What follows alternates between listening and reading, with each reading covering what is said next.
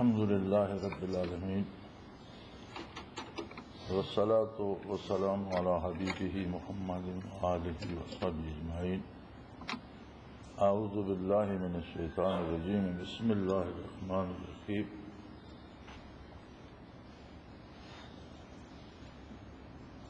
سوال ہے کہ کچھ سینئر ساتھی جماعت کے مقامی حلقوں میں حاضری نہیں دیتے، لیکن پیل ٹاک پر باقاعدگی سے ذکر کر لیتے ہیں، اور ان کے خیال کے مطابق شیخ المکرم کے ساتھ اگر ذکر ہر روز مل رہا ہے تو مقامی حلقے میں جانے کی کیا ضرورت ہے؟ ایک سوال یہ ہے، اور دوسرا سوال بھی اسی کا حصہ ہے۔ کچھ ساتھی جماعت کے ساتھ عملی کاموں میں تعاون نہیں کرتے، امیر یہ صاحب مجاز پر تنقید بھی کرتے ہیں، لیکن اس کے باوجود یہ کہتے ہیں کہ ہمارا تعلق تو شیخ سے خالص ہے۔ تو یہ بھی اسی سوال کا دوسرا حصہ ہے۔ صورت یہ ہے کہ ذکر سے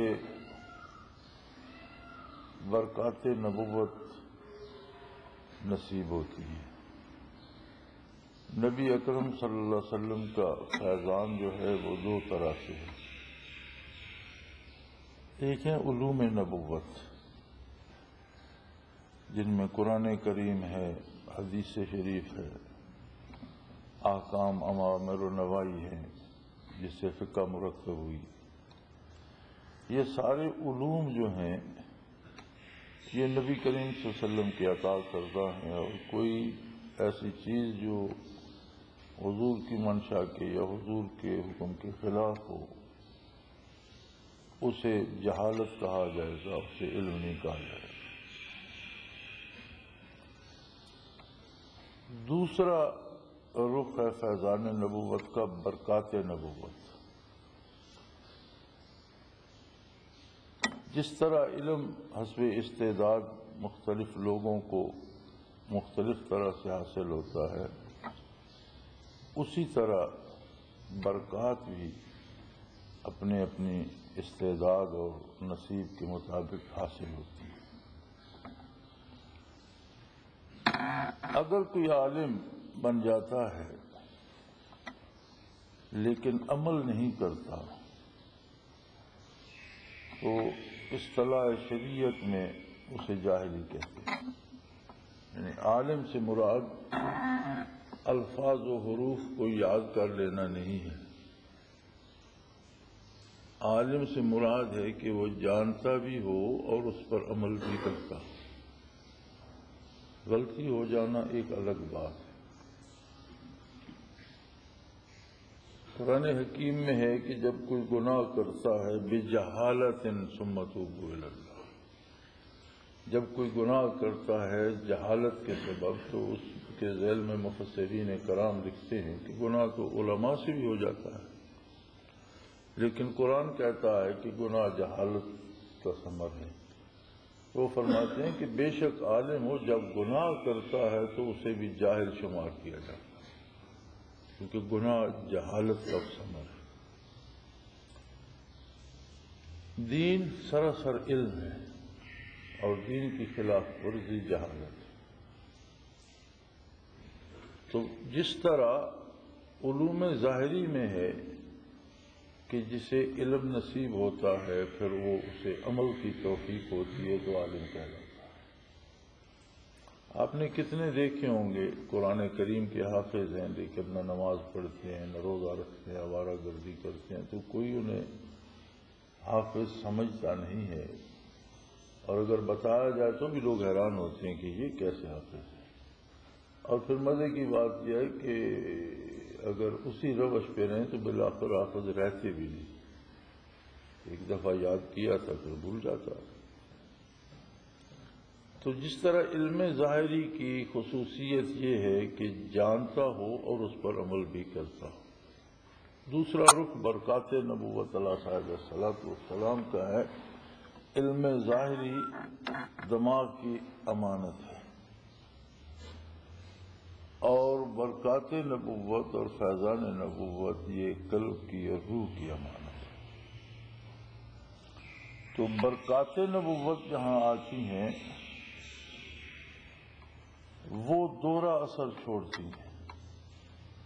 صرف یہ نہیں کہ بندہ عمل کرتا ہے بلکہ عمل میں خلوص بھی شامل ہو جاتا ہے، دل کی گہرائی سے عمل کرتا ہے۔ اب جیسے عالم جانتا تو بہت سی باتیں ہیں لیکن عمل نہیں کرتا تو قرآن کریم نے اسے جاہل کہا ہے۔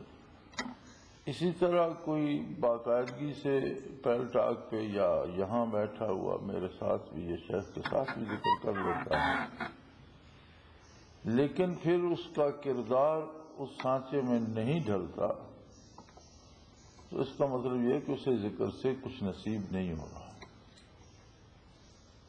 کیونکہ اگر ذکر کی برکات قلب میں روح میں آئیں گی تو دو کام یقیناً اس کے دل میں آئیں گے۔ ایک تو یہ کہ عمل کروں اور خلوص سے کروں، دوسروں کی نسبت اس کا رویہ بہت بہتر ہو جاتا ہے، دوسرے انسانوں سے مختلف سا ہو جاتا ہے، نیکی کی کوشش کرتا ہے اور خلوص سے دل سے کرتا ہے۔ دوسری برکات نبوت کی خصوصیت پھول کی خوشبو سے ہے۔ جیسے پھول کی خوشبو ہوتی ہے، اب پھول میں بہت خوشبو اور اس کے اندر ہی سمائی رہے تو کسے خبر ہے کہ اس پھول میں خوشبو بھی ہے؟ لیکن آپ پاس سے گزریں یا باغ سے گزریں یا کیاریوں سے گزریں، یہاں دروازے پہ ایک پودا لگا ہوا ہے، شام کے بعد آپ نے محسوس کیا ہوگا کہ سڑک سے گزرتے ہوئے پتہ چلتا ہے کہ یہاں پھول ہیں، وہ رات کو اپنی خوشبو دیتا ہے اور ساری رات مہکتا رہتا ہے۔ اسی طرح جب برکات نبوت دل میں آتی ہیں تو ایک جذبہ یہ بھی پیدا ہوتا ہے کہ دوسرے بھائیوں کو بھی، دوسرے لوگوں کو بھی یہ خوشبو، یہ فطری طور پر ایک بات آ جاتی ہے کہ اسے پھیلایا جائے، اسے پہنچایا جائے۔ کوئی بھی کام کسی پر مسلط نہیں کیا جا سکتا، لیکن اس کو بتانا، اس سے بات کرنا، اس کو سمجھانا اس درد دل کے ساتھ کہ یہ بھی ایک میرا بھائی ہے، مجھ جیسا انسان ہے، پھر مسلمان بھی ہے۔ مسلمان کے لیے تو کوشش کرنا بہت ضروری ہے، لیکن کوئی غیر مسلم ہو تو وہ بھی انسان تو ہے، مکلف ہے، کسی طریقے سے، اپنے کسی رویے سے، اپنے باتوں سے، اپنے عمل سے اگر اسے قائل کیا جا سکے تو یہ بہت بڑی بات ہے۔ لیکن اگر کسی خوشبو سے، کسی پھول کے پاس سے آپ گزرتے ہیں تو احساس ہی نہیں ہوتا، اس کا مطلب ہے کہ وہ نقلی ہے، اس میں خوشبو نہیں ہے۔ یہ اللہ کریم کا احسان ہے کہ اس نے یہ انٹرنیٹ کا سہارا دیا اور روئے زمین پر جہاں جہاں ساتھی ہیں ان کو شیخ کے ساتھ ذکر نصیب ہو جاتا ہے۔ جس کا مطلب تو یہ ہے کہ جنہیں ذکر شیخ کے ساتھ نصیب ہوتا ہے انہیں زیادہ کام کرنا چاہیے، مزید ایکٹیو ہو جانا چاہیے۔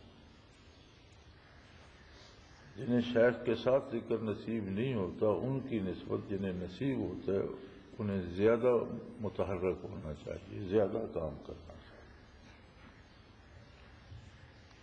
پھر یہ بارگاہ جو ہے، بارگاہ رسالت، یہ اس کی ایک عجیب خصوصیت ہے کہ کسی بھی ہستی سے، کسی بھی بندے سے محبت کرنے والے آپس میں رقیب کہلاتے ہیں، ایک دوسرے کو اچھا نہیں سمجھتے، لیکن رسول اللہ صلی اللہ علیہ وسلم سے جو بھی محبت کرتا ہے وہ سارے محبت کرنے والوں سے بھی محبت کرتا ہے۔ یہ خصوصیت ہے نبی کریم صلی اللہ علیہ وسلم۔ اللہ پاک نے ارشاد فرمایا، اعوذ باللہ من الشیطان الرجیم، بسم اللہ الرحمن الرحیم، کنتم اعداء، نسل انسانی دشمن تھی، صرف دشمن، اپنی دشمن، دوسروں کی دشمن۔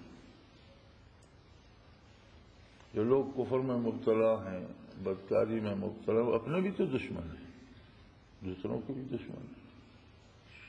فَأَلَّفَ بَيْنَ قُلُوبِكُمْ، اللہ نے محمد الرسول اللہ صلی اللہ علیہ وسلم کو مبعوث فرما کر تمہارے دلوں میں محبت بھر دی، دشمنی کی جگہ الفت بھر دی.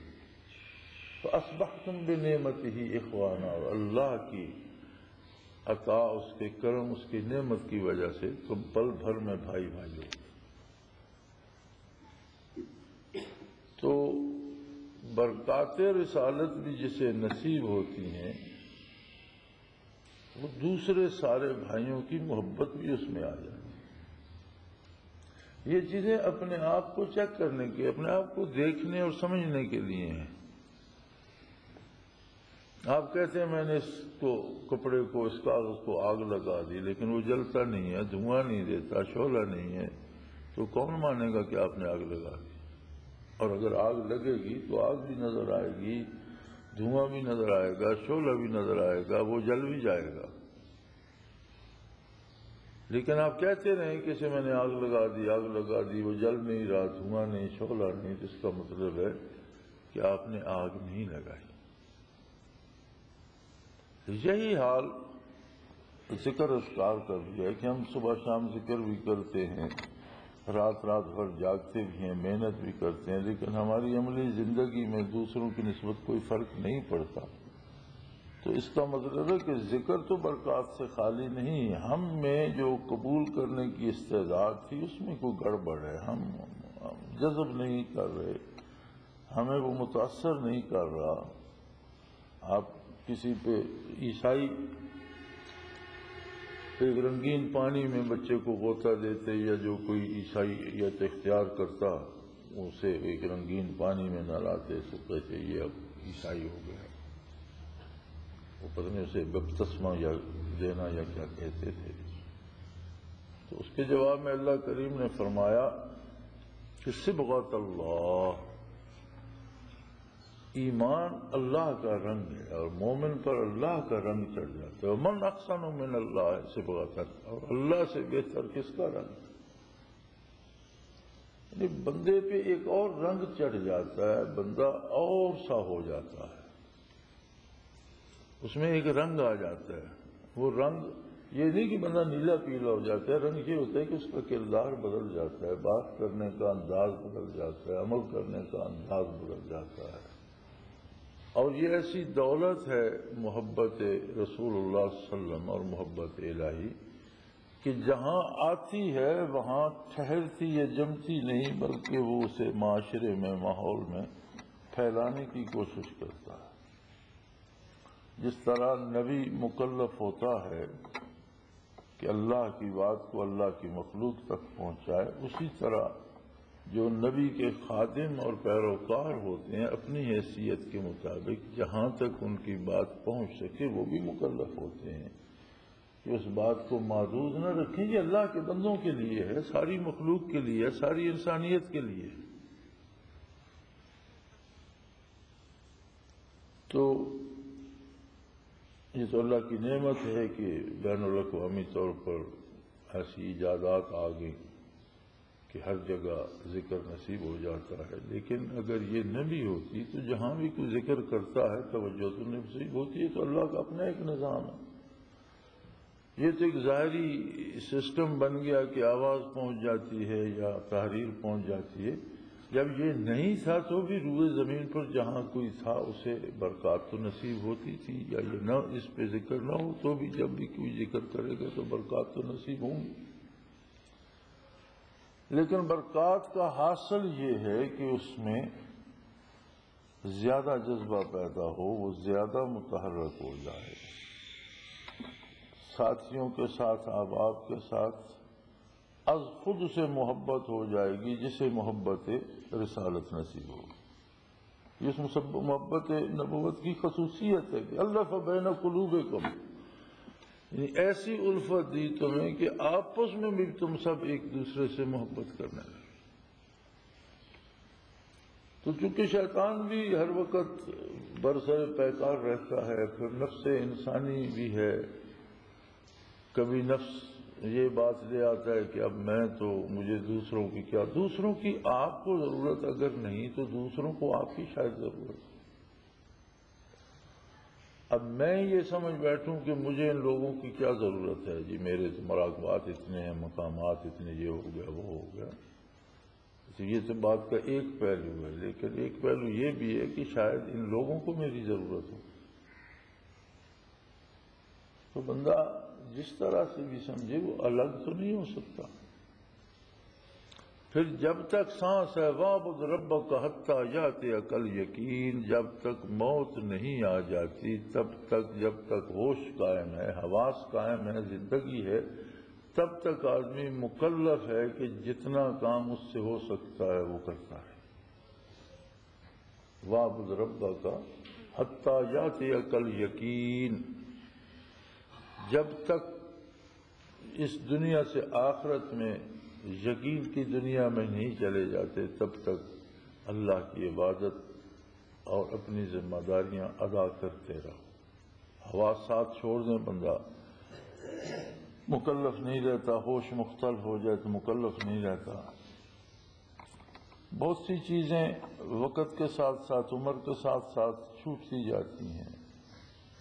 نماز باقاعدگی سے ادا نہیں کر سکتا، سجدہ نہیں کر سکتا، کرسی پہ بیٹھ کے پڑھتا ہے، اٹھ نہیں سکتا، کھڑا نہیں ہو سکتا، لیٹ کے پڑھتا ہے۔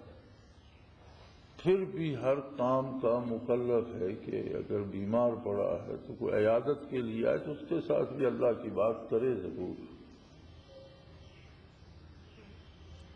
اور جہاں بھی دو مسلمان اکٹھے ہوں، نبی کریم صلی اللہ علیہ وسلم کے ارشاد کا مفہوم ہے کہ جہاں بھی دو مسلمان اکٹھے ہوں اور جہان بھر کی باتیں کریں لیکن اللہ اللہ کے رسول کی بات نہ کریں تو وہ مجلس منحوس ہے، اس پہ اللہ کا غضب ہوتا ہے۔ کسی کام، اسی لیے السلام علیکم پہلا جملہ ہی دعائیہ ہے کہ اللہ تم پر سلامتی نازل کرو، کہتے ہیں وعلیکم السلام، کہ سب سے پہلے ذکر ہی اللہ کا اور اللہ کی رحمت کا ہے، اس سے آگے بات شروع ہو۔ تو ہر میل ملاقات میں، ہر محفل میں، ہر بات میں کہیں انشاءاللہ کہے، کہیں سبحان اللہ کہے، کہیں اللہ اللہ کے رسول کا حوالہ دے، تو بات ہی وہ ہے جس میں اللہ اللہ کے حبیب صلی اللہ علیہ وسلم کا نام ہے۔ تو اگر اتنا ضروری ہے تو یہ کیسے ضروری نہیں ہے کہ جسے برکات نبوت نصیب ہوں وہ الگ تھلگ ہو جائے؟ ہوتا یہ ہے کہ ہم سمجھتے ہیں کہ ہمیں نصیب ہو رہی ہیں، لیکن ہماری کسی کوتاہی کی وجہ سے وہ ہمارے اندر جذب نہیں ہو رہی ہیں، اپنا گھر نہیں بنا رہے۔ اب سورج روشنی تو ایک جیسی پھیلاتا ہے، لیکن آپ نے وہ ایجاد کر لی چیزیں، ایک چادر سی سامنے تان دیتے ہیں تو آگے سورج کی تمازت سے بجلی بنا کر آگے چلا دیتی ہے، حالانکہ وہی تمازت مٹی پہ پڑ رہی ہے، پتھروں پہ پڑ رہی ہے، ان میں کوئی بجلی نہیں بن رہی۔ تو یہ جو ذکر ہوتا ہے شیخ کے ساتھ یا صاحب مجاز کے ساتھ نصیب ہوتا ہے، یہ اسی طرح کا اثر کرتا ہے کہ ایک بجلی بن جاتی ہے جو آگے دوسروں تک بھی روشنی پہنچاتی ہے۔ تو کوشش یہ کرنی چاہیے کہ جب آگ لگی ہے تو دھواں بھی ہو، شعلہ بھی ہو، تمازت بھی ہو۔ جب برکات ہیں تو ان کا اظہار ہو، اظہار کردار سے ہوگا، ایک ذاتی کردار سے کہ آپ لوگوں سے بات کرنے میں کھڑے ہیں، لین دین میں کھڑے ہیں، ظلم کرنے سے بچتے ہیں، مظلوم کی مدد کرتے ہیں، احکام شریعت کی پابندی کرتے ہیں، اخلاق اچھے ہیں، بات اچھے طریقے سے کرتے ہیں۔ ایک آدمی معاشرے میں تھوڑا سا الگ نظر آنا چاہیے کہ یہ ذاکر ہے یا یہ اللہ اللہ کرنے والا ہے۔ اگر اس کا کردار بھی ویسے ہی ہے جیسا دوسروں کا ہے تو پھر تو کچھ حاصل نہ ہوا۔ اور دوسری بات کہ اس نعمت کو آگے پھیلانا، یہ علم بھی اور برکات بھی، ان میں ایک خصوصیت ہے کہ دولت بانٹنے سے کم ہوتی ہے، یہ بانٹنے سے بڑھتی ہے۔ آپ کے پاس علم ہے اور جتنے لوگوں میں علم بانٹیں گے آپ کا علم اتنا روشن، منور اور بڑھتا چلا جائے گا۔ آپ بانٹنا چھوڑ دیں، آپ کے اپنے پاس سے بھی ختم ہونا شروع ہو جائے۔ آپ کے پاس برکات ہیں، آپ جتنی بانٹیں گے اتنا زیادہ فائدہ آپ کو بھی ہوگا، آپ کے دل میں بھی روشنی زیادہ بڑھتی جائے گی، کیفیات زیادہ ہوتی جائیں گی، اور جتنا اسے روکیں گے الگ تھلگ ہوں گے اتنی اس میں کمی آتی جائے گی۔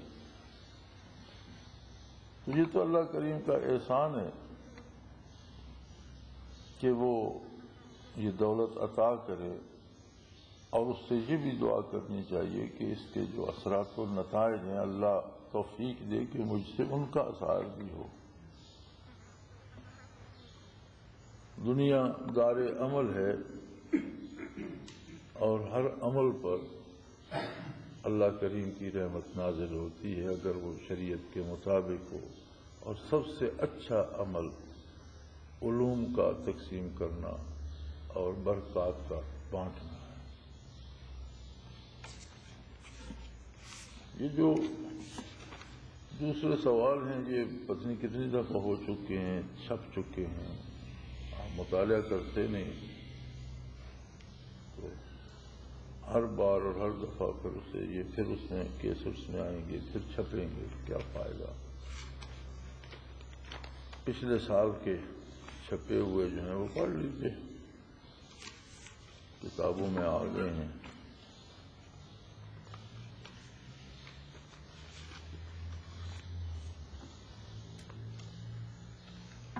الحمدللہ رب العالمین والصلاة والسلام علی اللہم ربنا لا تحرمنا بغضبک ولا تهلكنا بعذابک واعف عنا قبل ذلك اللہم ربنا لا